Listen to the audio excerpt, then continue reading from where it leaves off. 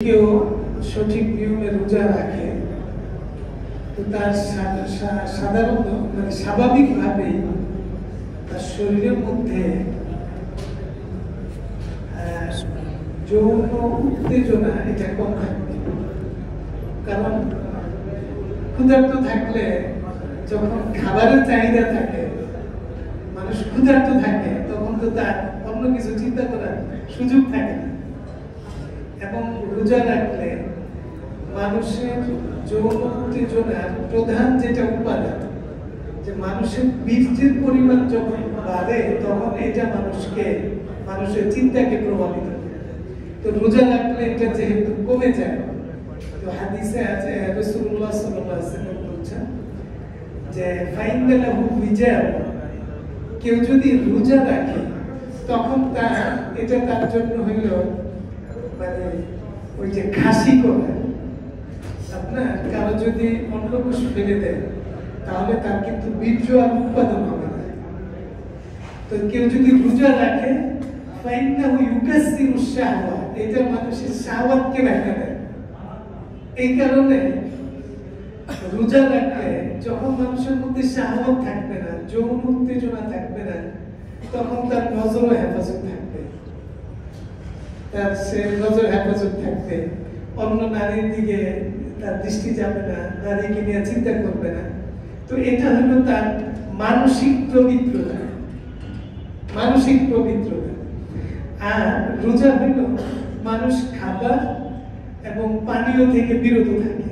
তো যখন সে খাবার এবং পানীয় থেকে বিরত থাকবে, তো বিরত থাকতে থাকতে এক মাস তো মানুষের কম খাওয়া, খাবারের প্রতি তার যে একটা আগ্রহ সেটাও কিন্তু কমে।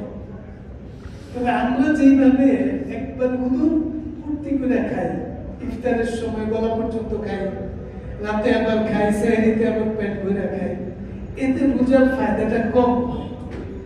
নিয়ম হইল সুন্নত তরিকায় খাওয়া। সুন্নত তরিকা হইল একবার খাবো, একবার পানি আর একবার খালি থাকবে। এইভাবে যদি আমরা খাই তাহলে এটা আমাদেরকে তাকওয়া অর্জনে সহায়তা করবে। খাওয়ার প্রতি আমার আগ্রহ কমবে, আমার আল্লাহর হুকুম মানার, এটা আমার আধ্যাত্মিক ফায়দা, যে আল্লাহর হুকুম মানার আমার একটা অভ্যাস তৈরি হবে। তো এই জন্য রোজাকে যদি আমরা রোজার শিক্ষা সহ আমরা গ্রহণ করি, রোজা রাখি এবং রোজার শিক্ষাটাকেও যদি আমরা ধারণ করি, লালন করি, তাহলে অবশ্যই এই রোজা আমাদেরকে মুত্তাকি বানাবে, আমাদেরকে তাকওয়া অর্জনে সহায়তা করবে। আর যদি রোজা রাখি আবার একবারে মেহনত করলাম না, মুজাহাদা করলাম না। মুজাহাদা হলো 4 জিনিসের নাম। একটা হলো তাকলিলুত তাআম, খাবার কম খাওয়া।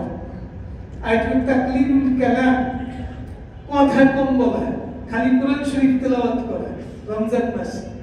আরেকটা হলো তাকলিলুল মানাম, কম ঘুমানো, রাত্রেবেলা যাইয়া তারাবির পরে একটু চাটা খেয়ে সাধারণ হালকা কিছু খেয়ে আবার নামাজে দাঁড়ায় যাওয়া, কিয়ামুল লাইল, তারপরে তাহাজ্জুদ নামাজ। তো তাকলিলুল মানাম, ঘুম কম ঘুমানো। আর তাকলিলুল ইখতিলাত মাল আনা, বন্ধু বান্ধবের সাথে, পরিচিত জনদের সাথে আড্ডা কম দেওয়া। এই 4 জিনিস কমানো, এটা হইল মুজাহাদা। তো রমজানের রোজা রাখা কেউ যদি এইভাবে রোজা রাখে, এই 4 জিনিসকে যদি কমায়, সঠিকভাবে সুন্নত তরিকা অনুসারে আল্লাহর রাসূল সাহাবায়ে কেরাম যেভাবে রোজা রাখছেন, তো এই রোজা তাকে মুত্তাকি হতে সহযোগিতা করবে। মুত্তাকি হওয়া কি ভালো না দোষের? ভালো তো নাকি? আমরা মুত্তাকি হইতে চাই তো ইনশাআল্লাহ, আল্লাহ তাআলা কবুল করুন ইনশাআল্লাহ। কিন্তু আসলে আমরা চাই না। বাস্তব কথা হইলো আমরা মুখে কই, অন্তরে আমরা চাই না। মুখে বলি, অন্তরেও চাই, কাজে আমরা এটা পরিণত করি, ঠিক কিনা?